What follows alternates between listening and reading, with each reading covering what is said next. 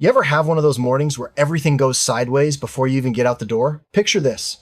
Mark wakes up with a toothache from hell. Like, one of those aches that just throbs in your jaw. Oh, I've been there. It's like your whole day is doomed from the start. And with tooth pain, it feels like your brain is rattling in your skull. So, Mark calls his dentist in a panic, right?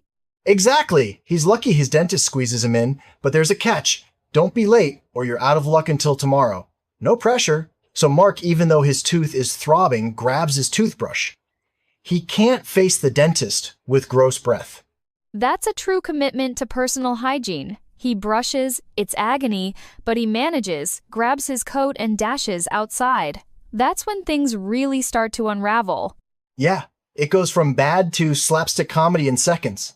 You can just tell it's going to be one of those stories. So, as Mark's rushing, he gets to his car and nothing. No beep, no welcome. He's locked out because his key fob is inside. You can almost hear that sinking feeling, right? Totally.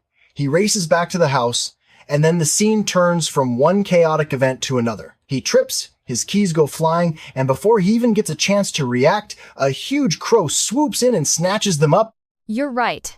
Things went from bad to worse in a flash. A crafty crow, out of nowhere, takes Mark's keys. He tries to swipe at the bird, but instead, he face plants into a mud puddle. Now he's in physical pain, emotionally upset, and wearing a mud suit.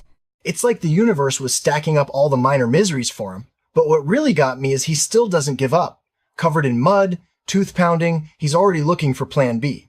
But little did he know, things were about to get even messier, literally and figuratively. He grabs a ladder to get into an unlocked window upstairs, but he reaches for the window and, like Humpty Dumpty, has a great fall. Luckily, there were bushes below, sticker bushes. Ouch! So there's Mark, muddy and scratched up, crawling out of the bushes. To say he was disheveled would be an understatement. I'm sure he was ready to call it quits. But then perfect timing, his neighbor Tom pulls in. I love this moment.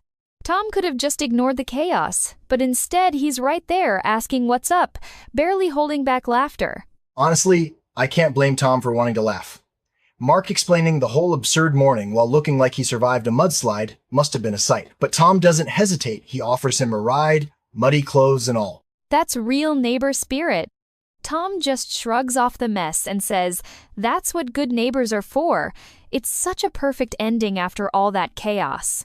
Sometimes your luck turns around in the most unexpected way. Definitely.